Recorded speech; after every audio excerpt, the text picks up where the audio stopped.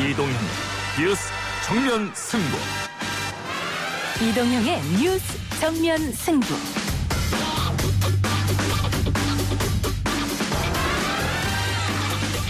청취자 여러분 안녕하십니까, 이동형입니다. 2016년 겨울 수백이 든 촛불의 결과는 박근혜 대통령 탄핵과 국정농단 수사였습니다. 4년도 안 된 지금 사면 이야기가 나오고 있습니다. 탄핵으로 모든 것을 잃고 침잠하신 분을 구속하겠다는 것은 역사의 국가의 불행으로 부메랑이 돼서 돌아올 것입니다. 파면을 당한 대통령을 교도소에 넣겠다는 것은 부관참시와 다를 바 없습니다. 탄핵과 관련해서 당 차원에서 진솔한 반성이 미흡한 부분이 있었다. 과거에 대한 분명한 사과나 마음을 보여드리지 못한다면 미래를 얘기할 수 없다. 연이은 전국 단위 선거에서 패배하고 지지율 격차를 좀처럼 좁히지 못했던 보수야당. 당명까지 바꾸면서 거듭 나려고 노력했고 지지율도 어느 정도 그 노력에 화답하고 있습니다만 다시 등장한 박근혜 전 대통령 사면론에 대해서는 의견이 분분합니다. 어떤 맥락인지, 여파는 어떨지, 가능할 수 있을지 오늘 주간 정치 브리핑 원포인트 정치에서 이준석, 이용주 두 정치 논객과 풀어보겠습니다. 전혀 아는 바가 아무것도 없어요. 이 각신문 일거에 대해서는 아는 바가 하나도 없지. 이 사람들은 공사를 하기 위해서는 어쨌든 책임받은 사람들한테 할때 말을 샤바샤바 해야 될 거 아니. 그러니까 자기는 매명끼리 조금씩 보수적인 거지. 제주도 성산항에서 15분 뱃길로 가면 닿는 우도. 소가 누운 모양이라서 우도라고 불립니다. 뛰어난 자연 때문에 많은 사람들이 찾고 있죠. 환경 보호에도 많은 노력을 하고 있는데요. 이 천혜의 자연에 초대형 리조트가 들어설 수 있다고 합니다. 모두가 반대했지만 어떻게 강행될 수 있었는지, 앞으로 어떻게 해야 할지 3부에서 제주 참여환경연대 홍영철 대표와 이야기 나눠보겠습니다. 오늘 지지율 관련 보도가 유난히 많이 나오고 있죠. 통합당의 지지율 반등이 이유인데요. 대통령 지지율 추이에 대한 해석도 나오고 있습니다. 목요일 여론조사 전문가 두 분과 함께하는 민심은 숫자다 코너 준비되어 있습니다. 이택수, 윤혜웅 두 사람과 함께 여론조사 결과들이 의미하는 내용 분석해드리고요. 잠시 후 기자 언박싱에서 의협의 파업 예고와 정부의 강경 대응이 어떤 상황에 다다르는지, 그리고 요 며칠 우려스럽게 급증하는 국내 지역 감염 추이 등 이 시각 주요 뉴스 박정호 기자와 정리해보겠습니다. 8월 13일 목요일 이동의 뉴스 정면승부 시작합니다.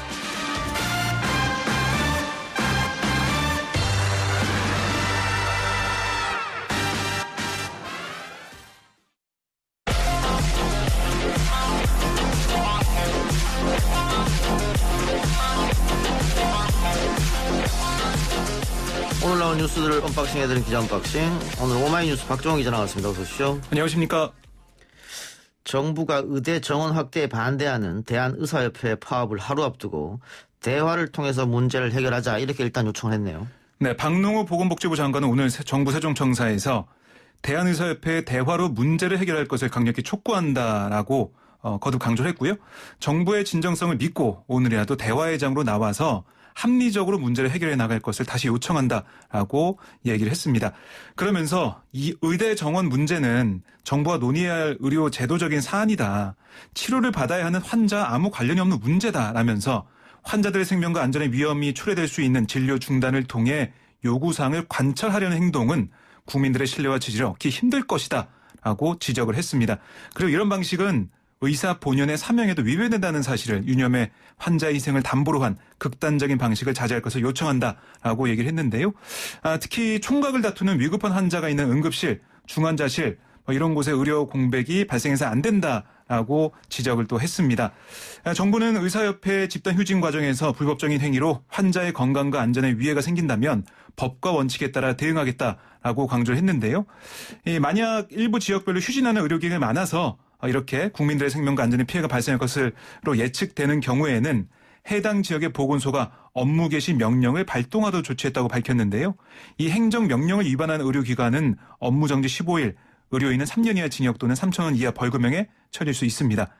어제 오후 2시 기준 이 통계가 나왔는데요. 각 지자체별로 확인해 보니까 33,031개 의료기관 가운데 7,039곳, 즉 21.3%가 휴진 신고를 했습니다.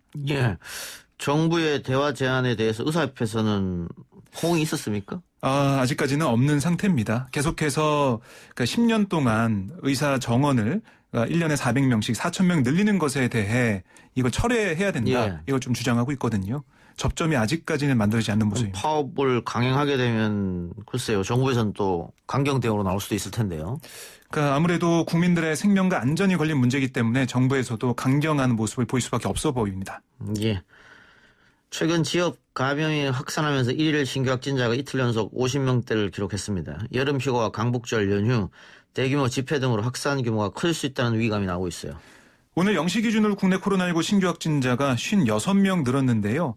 이 중에 지역 발생이 47명이에요. 그러니까 해외 유입이 9명이니까 5배로 웃돈 거거든요. 그러니까 지역 발생 환자들이 늘어나서 비상이 걸렸다라고 볼 수가 있고요. 확진자가 나온 지역은 서울이 25명, 경기도 16명, 이게 수도권이 41명입니다. 나머지는 부산 2명, 광주, 울산, 충남, 경남이가 1명씩인데, 그러니까 이게 왜 문제냐면 그동안에는 어떤 바운더리 안에서 집단 감염이 있었는데 이제는 교회와 남대문, 시장, 상가, 학교, 요양병원 곳곳에서 집단 감염 발생을 하고 있어요. 그리고 어제 많이 보도가 됐지만은 서울 도심의 유명 패스트푸드 업체 직원 모임에서도 확진자가 무더기로 나오면서 당국이 긴장의 끈을 놓지 못하고 있습니다. 그리고 더 큰 문제는 뭐냐면 이 패스트푸드점 확진자에서도 볼 수가 있었지만 정확한 감염원을 알 수 없는 이른바 깜깜이 환자가 증가하고 있어서 예. 지역사회 내 감염 확산 우려가 커지고 있습니다. 예. 대규모 집회도 강복절에 예정돼 있지 않습니까? 그렇습니다. 일단 서울시에서 집합금지 명령을 내린 것 같은데. 네. 그 집합금지 명령을 내려서 지금 공문도 보내고 계속해서 이렇게 모이면은 코로나19 상황이 너무나 안 좋기 때문에 네. 집단 감염 문제도 있기 때문에 그러면 안 된다라고 얘기하고 있지만 한 7개 단체 정도는 이걸 좀 외면하는 이런 명령에 따르지 않겠다라는 얘기를 좀 하고 있어요. 예. 네. 좀 두고 봅시다. 코로나19 백신 어제 러시아에서 발표한 내용을 저희 뉴스에도 전해드렸습니다만은 네. 국내에서 현재 개발 중인 백신 후보물질 3종에 대한 임상시험이 올해 안에 시작될 수 있을 것이다. 방역 네. 당국의 얘기죠? 그렇습니다. 올해 안에 임상시험이 시작될 것으로 보이는 백신 후보 물질 3종. 이걸 보면 단백질을 이용한 합성 항원 백신 1종과 유전 물질인 DNA를 활용한 백신 2종인데요. 정부는 이들 3종을 내년 하반기부터 2022년까지 개발하는 것을 목표로 개발을 지원하고 있습니다. 네, 올해 안에 이제 임상시험을 시작하니까 계획대로 진행이 잘 되고 있다는 거고요. 한편 이 정부에서는 지금까지 35개 병원에 있는 중증 위중 환자 119명에게 코로나19 치료제로 특례 수입된 렘데시비르를 투여했다 이렇게 밝히고 있습니다. 예, 다른 나라보다는 약간 뒤처진 상황입니다만 어쨌든 우리만의 백신이 필요한 거긴 하니까요. 그렇습니다. 그리고 안전하게 그러니까 러시아 같은 경우는 백신을 개발했다고 밝히고 선전하고 있지만 서방 국가에서는 위험하다 이렇게 좀 보고 있거든요. 이게 제대로 임상 3상을 거치지 않았다라고 지적하고 있기 때문에 WHO에서도 이걸 검증을 해봐야 된다 얘기하고 있습니다. 그러니까 안전하게 더 우리 효과가 높은 그런 백신이 만들었으면 좋겠습니다. 문재인 대통령이 집중호우로 심각한 피해를 본 남부지방 지방자치단체 11곳을 2차 특별재난지역으로 선포했습니다. 네, 오늘 오후 3시께 이렇게 특별재난지역 선포안을 제거했다라고 청와대가 밝혔는데요. 이번에 이 특별재난지역으로 선정된 곳이 전북 남원시, 전남 나주시, 구례군, 곡성군, 담양군, 화순군, 한평군, 영광군, 장성군, 또 경남 하동군과 합천군 이렇게 남부지방 11곳입니다. 아시다시피 특별재난지역으로 선포되면 해당 지자체의 재정 자립도에 따라서 피해 복구비 중 지방비로 부담해야 하는 비용의 50에서 80%를 국고에서 지원받을 수 있는데요. 이 청와대 얘기를 들어보면 이게 지자체의 건의 직후 행정안전부가 긴급 사전 피해 조사를 실시하고 선포 기준을 충족했는지 이걸 우선 판단했다. 그러니까 최대한 신속하게 진행했다. 이 점을 강조를 했습니다. 특히 기초단체 단위로는 특별재난지역 지정 대상에 해당하지 않는 지역이라 할지라도 피해가 심할 경우에는 읍면동을 기준으로 조사해서 추가로 특별재난지역에 포함시킬 수 있다라고 설명을 했습니다.